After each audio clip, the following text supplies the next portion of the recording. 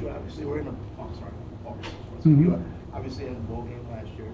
Second time since you've been here, obviously. What's the difference, feeling different between last year and this year? Well, I think for us, with so many young guys, that's what you grasp right away. Is these guys have never participated. More than half our team probably haven't been in a bowl game, and we need to win a bowl game, and that's kind of one of our goals this year was to get into a bowl game, obviously, and win one. We didn't win last year, so I think today's effort was pretty good. It was a good start of practice. We kind of changed it around a little bit. Went more to a pro style of practice, to be quite honest, with some things that we were able to do in practice.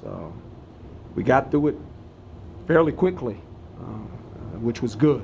The tempo was good, concentration was good, so we got off to a good start. Now it's easy because they haven't been practicing in a while, right? So they're all excited like first day of school. Oh, we'll get to practice and we'll see how they do tomorrow. If they can continue this pace, that's a good thing. Coach, over the weekend you spoke about your new offensive coordinator hiring Zach Hill, and just what do you see in him and what direction he can take the program? Well, he comes from a winning program. That's the first thing. Played the quarterback position, and they've been pretty dynamic offensively when you've watched them over the years. They do a lot of things that I like as far as formations, personnel groups. They score a lot of points. They average about 37 points a game. So all those things he brings to the table. He has been around football a long time. He's been a good teacher. I think that he'll have his philosophy of how he wants to do things. It kind of matches with some of the things that I like to do as well. And he'll be here tomorrow, so it'll be interesting. He'll walk around tomorrow. He's not going to coach. He can't coach the players. He won't have any input in the game plan. But I told him I needed him here so he could watch the players and watch the coaches that are coaching, so he can just observe, take notes of that. So he'll be here tomorrow, which is good. And also, too, the promotion of Derek Hagan and just kind of his Sun Devil history as well and league experience. Yeah, that helps you. He's played the position at the highest level you can play it at, and was a very good player. Played for a long time, and I think he's going to add that. Prentice is a guy that we brought in from Oregon. He was at SC. He's also going to coach the receivers. We actually don't have a tight end coach anymore. We've got 2 receiver coaches. We're going to work our way through that. I've got some ideas of how we can coach a tight end with the receiver coaches and the running back coach as well. So that's kind of the direction we're headed in right now. But today's their first practice as coaches in the meetings. They got to run the meetings, so it's kind of fun to watch them.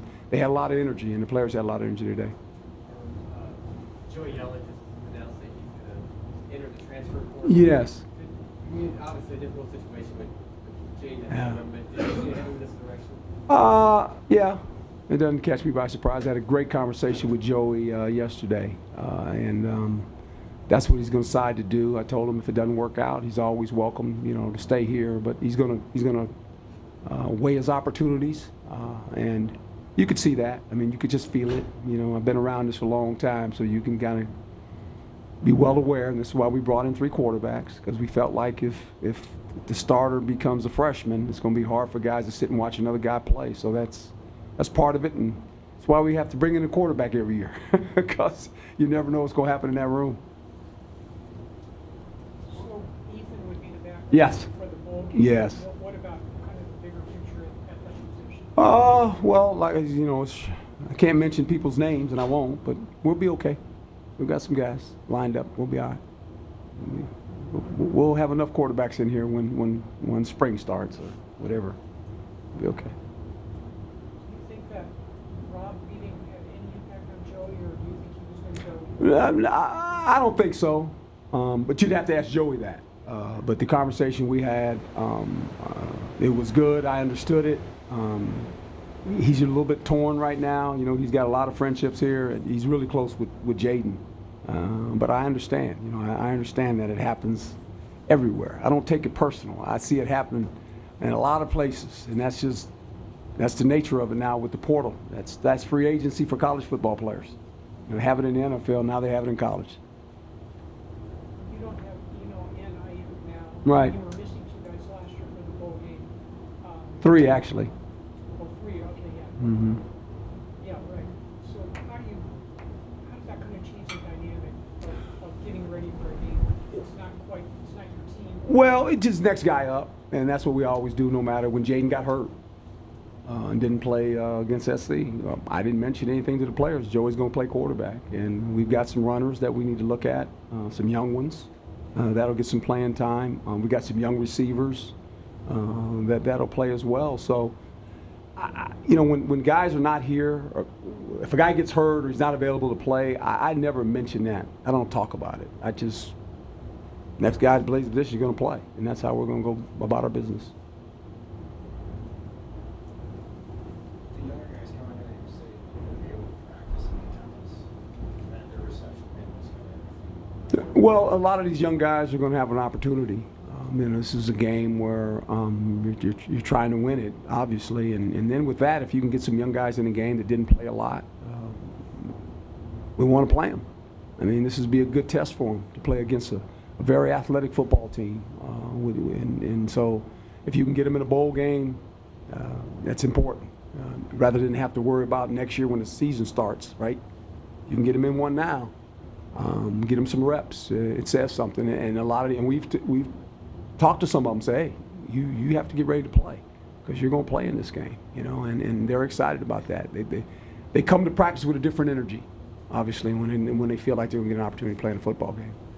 Sort of the trend now when guys are declaring for the draft to not play in the bowl game. Just wondering what your thoughts are, just having experience coaching at both the NFL. I always side on the player side. I get it. Some of them feel like this is they want to get ready for pro football, and I understand that. Some guys will play, some guys won't, and I think every guy is a little bit different. The great thing is that here we anticipate it, we talk about it before it even happens. So I'm kind of aware, it doesn't catch me by surprise. I mean, have communication with the players. It's not like we don't have a conversation. We have a conversation, and I say it's okay, and we move on. And those guys are welcome in this building. Hopefully they come to the game. I would enjoy to have those guys on the sideline. They're part of the team. They helped us get here, and so you can't lose sight of that. Talk a little bit more about the OC search and how it was for you, and maybe difficult. We interviewed with 3 or 4 guys, and it's kind of interesting when you do that. You gain a lot of knowledge from guys you interview, and we were very fortunate to get Zach to come here. And I think, like anything, when there's change, there's always this uncertainty.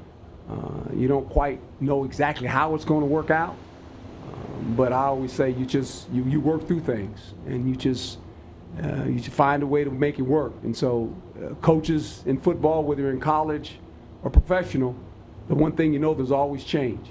It just happens, and you just deal with it, and the players understand it too. In today's world, I mean, these players change as much as coaches. When you think about in college, they have the opportunity to now put their name in the portal, go somewhere else. If you're a grad transfer, you go somewhere else. If you're a high school player, sometimes these high school players don't stay at the same high school for 1 year. They might go to 2. A couple of them have gone to 3 already.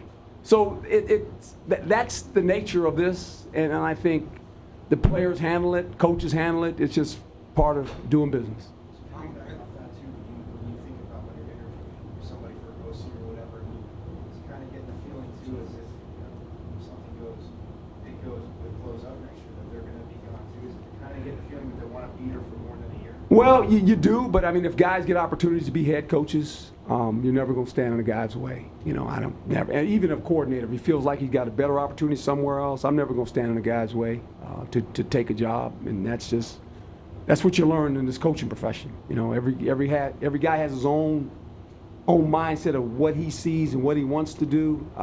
That's all through college football. More in college football because there's more jobs, right? In pro football, there's only 32 jobs. I mean, in college football, there's a lot of jobs, and guys have opportunities, and when they choose to move on, you wish them well. And if a guy moves on, and 10 names pop up that want jobs, right? So that's kind of how it works. What do you think about this offensive staff from a recruiting standpoint, and how much of a consideration Recruiting is big, 80%. But they also got to be good coaches because you have to be able to do both anymore. You know, you spend a lot of time recruiting, but you also got to be good on the field with the players because you still have to be a good teacher. So that's part of the business, and I think most of these guys understand that. You got to like recruiting. If you don't, it's hard. It's really hard, boy. And we got some guys, some new guys in. Prentice is.